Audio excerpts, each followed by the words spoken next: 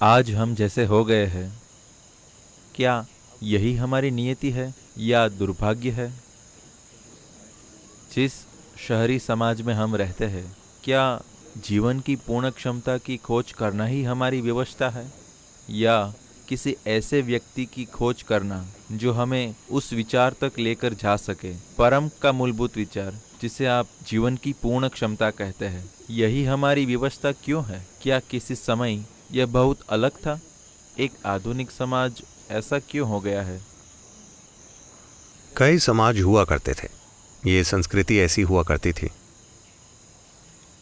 आपको इस देश का इतिहास पता है? लगभग 6-8 हजार साल पहले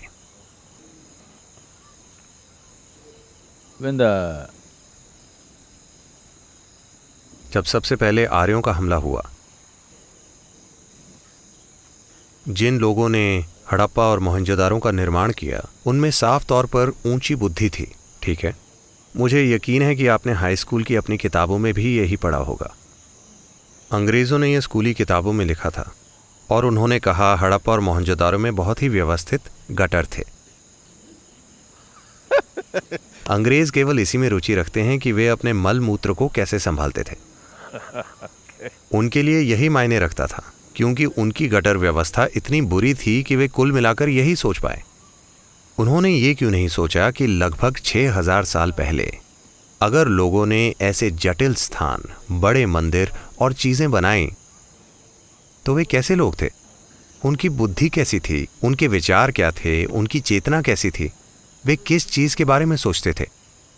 या उनके जीवन का अनुभव क्या था कि वे इतने संतुष्ट थे? उन्होंने अद्भुत नगर बनाए और उनके पास अपनी रक्षा के लिए कोई सेना नहीं थी।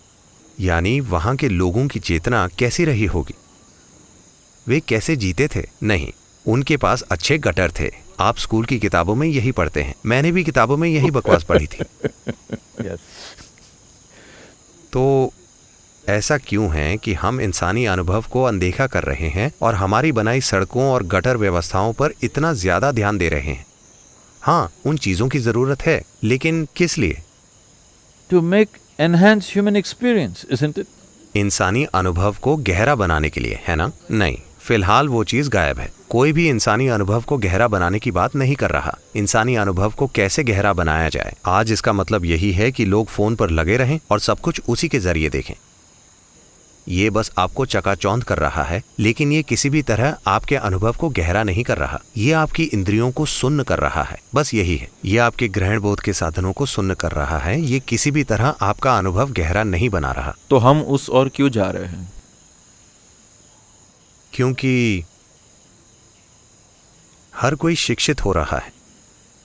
इस पीढ़ी तक शिक्षा का अधिकार जैसा कुछ नहीं था। अगर कोई व्यक्ति बस अपने पशुओं को चराते हुए घूमना चाहता था तो वो ऐसा कर सकता था। अगर वो बस पहाड़ों में घूमना चाहता था तो वो ऐसा कर सकता था। अब ऐसा नहीं है। आज इस धरती पर हर मनुष्य का किसी देश से संबंध जरूर होना चाहिए। वो इतने बड़े ग्रह पर यूं ही कहीं नहीं रह सकता। लगभग 100 साल पहले 60% से ज्यादा लोग किसी देश से संबंध नहीं रखते थे, वो बस रहते थे। अब आपका एक देश से संबंध होना ही चाहिए। अगर आप किसी देश से संबंध रखते हैं तो राष्ट्र के हित में आप एक बड़े समाज की सेवा करते हैं। नहीं, लोग बस यूं ही क्यों नहीं रह सकते?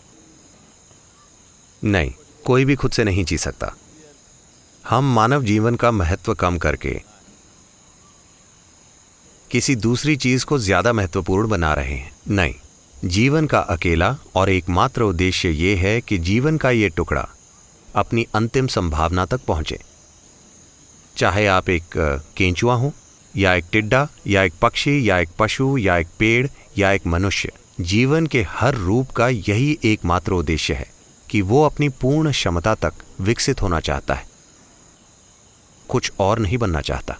शायद आप इस पेड़ को देखकर सोचें, अरे मैं फूल लेकर पूजा कर सकता हूं, या आप उस पेड़ को देखकर सोचें, अरे इससे अच्छा फर्नीचर बन सकता है। लेकिन ये पेड़ फर्नीचर के बारे में नहीं सोच रहा। ये तो बस अपने पूरे आकार और पूरी क्षमता तक विकसित होना चाहता है ना? आपके मन में फर्नीचर के विचार हो सकते हैं। इसी तरह अगर मैं आपकी ओर देखूं, आपके पिता आपकी ओर देखकर सोचें ये क्या बनेगा, ये उनके विचार हो सकते हैं। नहीं, इस जीवन के ऐसे कोई विचार नहीं है। ये जीवन तो बस अपनी पूर्ण संभावना में खिलना चाहता है। उस संभावना के लिए दुनिया में दुर्भाग्य से बहुत बहुत बहुत ही कम मौके, बहुत ही कम। बाकी हर चीज आपको पहिए का एक पुर्जा बना रही है।